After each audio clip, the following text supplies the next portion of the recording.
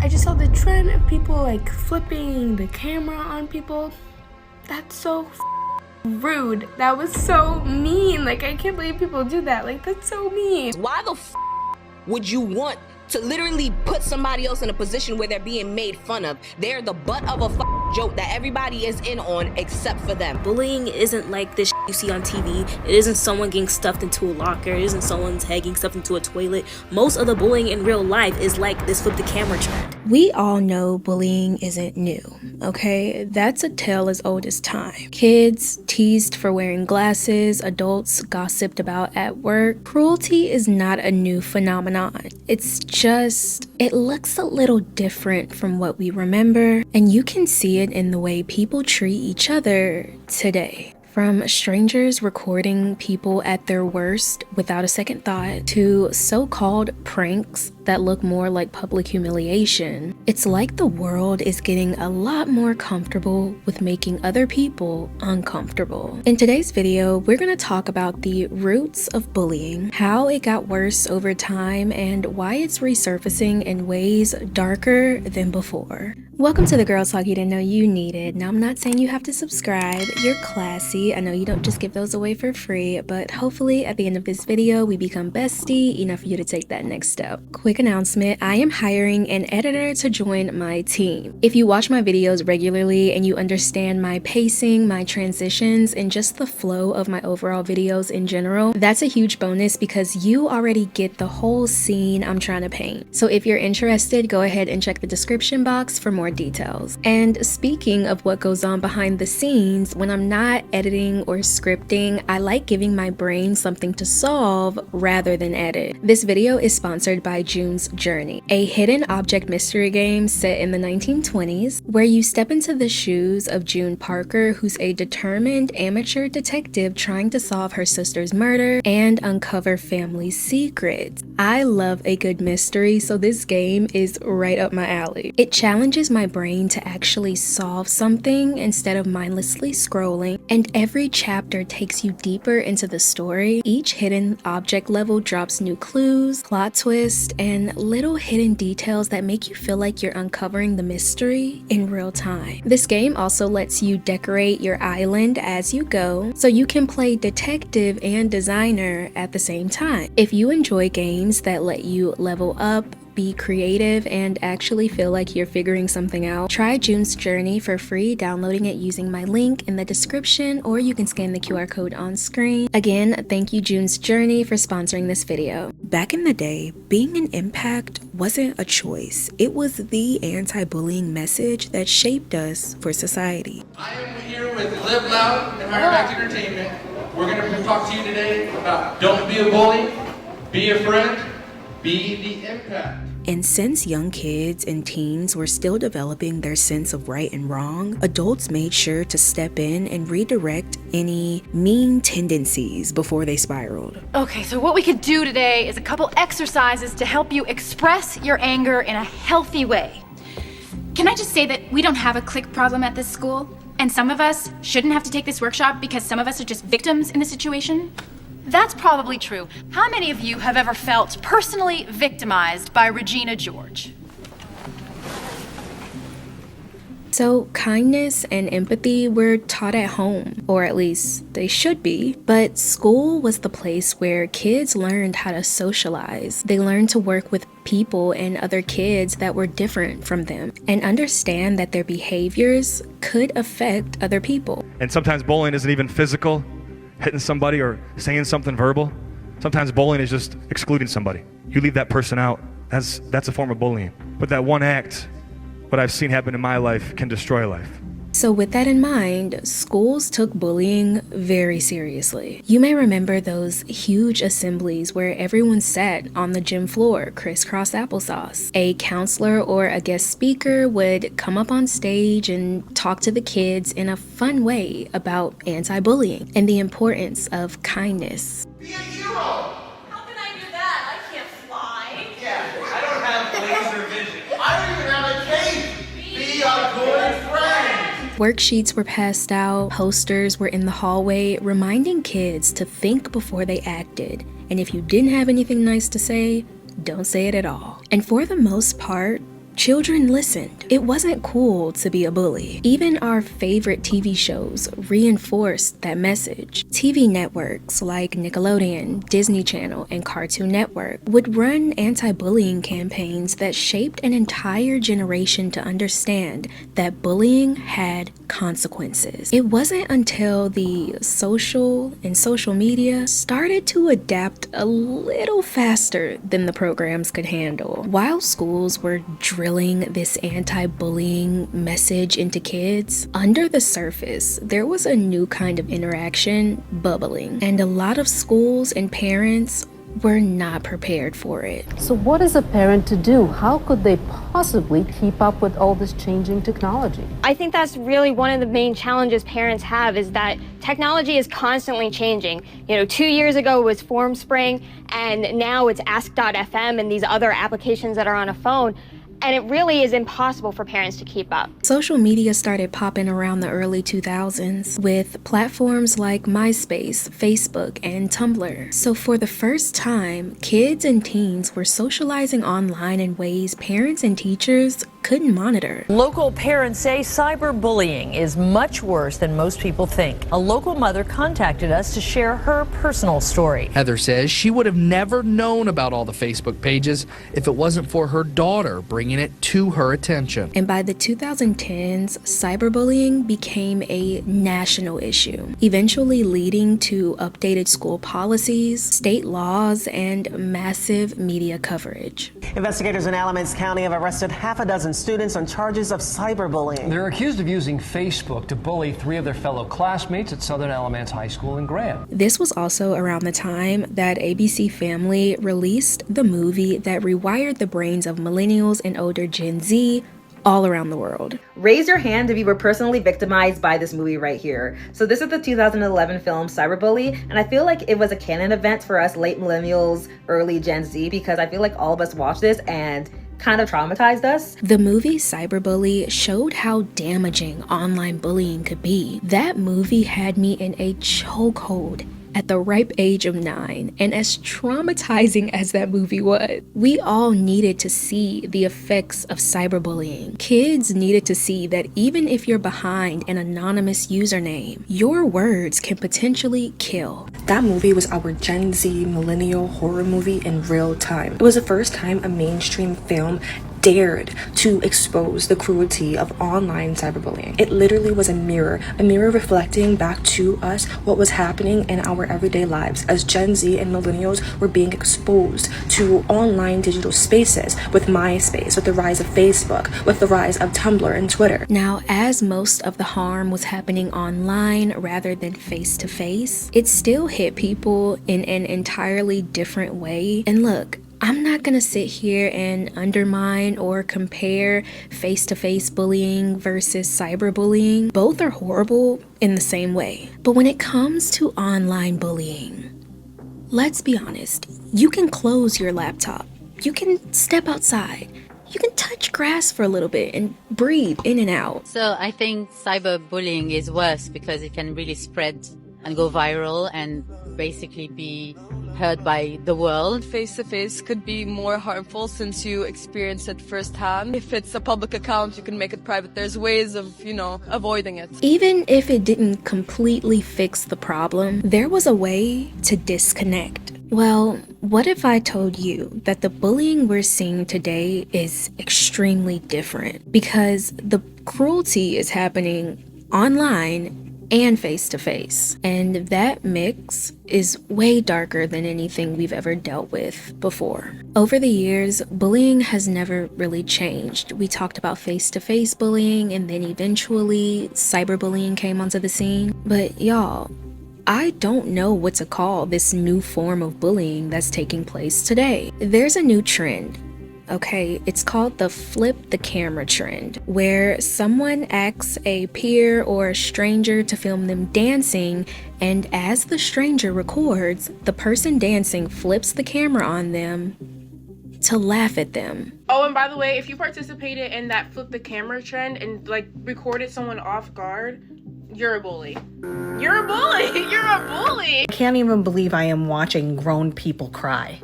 Sobbing tears. from a trend on here. That person was probably happy just to be seen, overjoyed to feel included. And then those kids who are bullying have the nerve to take the kindness of that person and flip the camera in showcasing that they are the ugly person. I think that whole flipping the camera trend is genuinely one of the worst trends to ever come out of this app. The group of girls or boys or whoever is doing the trend is just having that dude record them so they can make fun of them. I don't know. I'm still trying to find the joke here, but the thing that makes it unsettling is this type of bullying isn't being done behind a username, and it's not being done face to face. It's this weird hybrid mix of both, where someone is getting humiliated in public and then they have a phone shoved in their face, and then they're posted online for millions of people to see and make fun of them there too. My husband's friends did the flip the camera challenge on me, which if you're not aware is a horrible trend where you flip the camera to mock the appearance of the person filming you. He had his friends over to watch the game. He goes to replenish their drinks. While he's gone, they asked me to film a dancing video of them. I did not know this was a flip the camera trend until I saw it on my For You page, already viral. Comments tearing apart my appearance as far as the eye can see. I go to my husband, I'm crying, obviously, and I'm like, these people can never step foot in our house again. And he goes, well, it's my house too. So I'm like pleading, I'm like, can you get this guy to take the video down? And he's like, no, he's a full-time content creator, I could never ask him to do that. Finally, I'm like, they are intentionally embarrassing me. This man looks right at me, he says, embarrassment is a choice.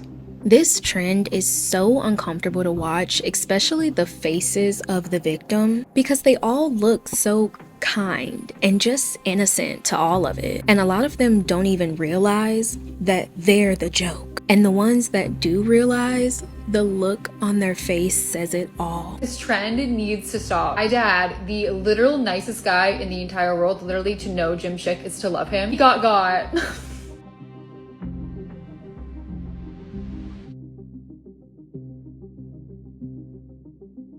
He smiled. I am just not mentally equipped to see stuff like this. I don't even know how I'm gonna sleep tonight. We live in a world where that learned kindness, it doesn't matter as much as the attention you could get online. And it says a lot about where we are culturally when someone else's discomfort has become entertainment. Now, there's one huge movement that I believe started it all, and that's prank culture. Pranks used to be silly, harmless things that people would do with family and friends. It wasn't until the cameras started rolling that pranks went from harmless to harmful pretty quickly. At one point, the 31-year-old Coley shoves the phone out of his face. But the prankster, 21-year-old Tanner Cook, is unrelenting. Stop. But the prankster never expected this reaction. A bullet fired into his stomach and liver. With YouTube on the rise, creators started posting their prank videos, and they started noticing people were loving them. A lot of them were couples or friends pulling pranks on each other, maybe embarrassing each other in public, but the audience wanted more. YouTube pranks, when they were in their prime, from like 2018 to 2021, was probably my least favorite era of the internet. If you put the word prank after anything on YouTube, it was fair game. And would eat that up every single time. So logically, it encouraged more people to do it and do crazier things to please your audience. It got to the point where this who does kissing pranks did a kissing my own sister prank. He was literally just promoting it. Somebody jumping out and yelling boo, it wasn't gonna hold the people over for long. So the pranks got more and more extreme until these prankers were literally harassing strangers and their loved ones, all for views.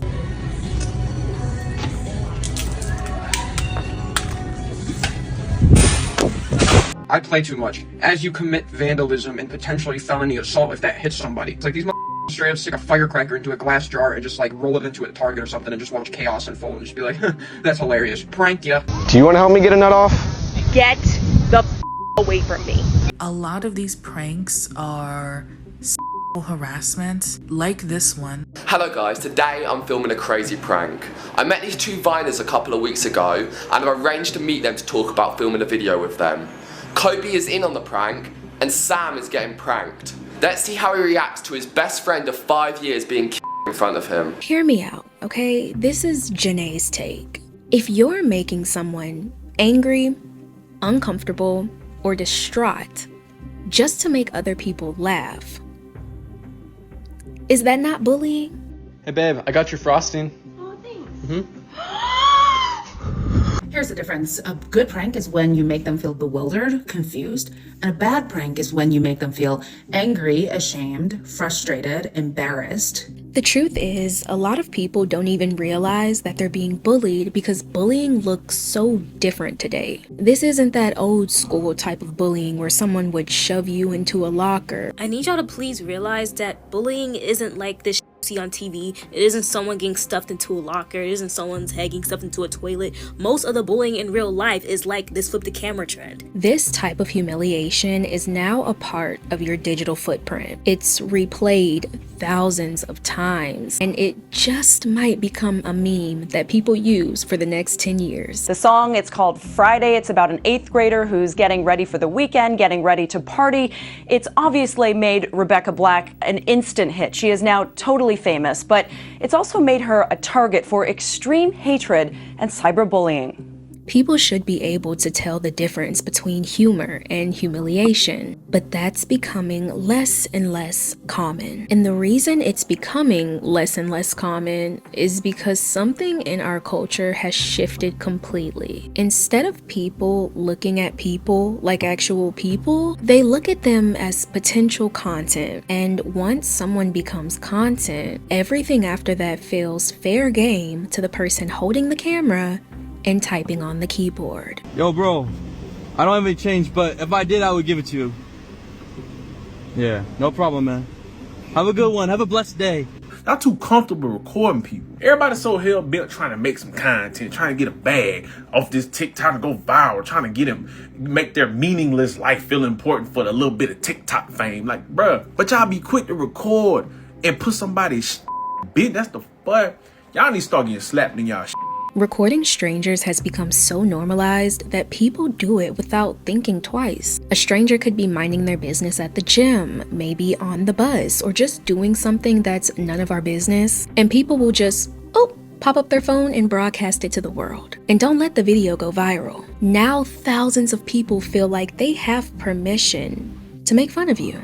Is it me, or has everybody gotten like insanely mean? I have a friend who's afraid to like post pictures of her online and do stuff online because of how mean people are. She posted a picture of herself one time on Twitter, and she has about like 300 followers, and for some reason like that picture blew up, and she's a heavyset girl, and like the comments were crazy, but she sent me like a picture of her DM. Somebody told her to herself because she's heavyset. And once one person makes a joke, 10 more people start piling on. I don't know if y'all peeped this, but for a lot of people, tearing someone else down feels like a bonding moment. Let's say, for instance, you have a friend or you hang out with a group of friends, and every time y'all get together, they want to talk about someone else or they want to gossip about someone. People bond over bullying. Not to be dramatic, but nothing bonds two people faster than hating the same person. Like, we could go from strangers to soulmates in 0.3 seconds if I find out you dislike the same person I do. Suddenly, we're speaking in eye contact, we have our own language, our own timeline, our own enemy.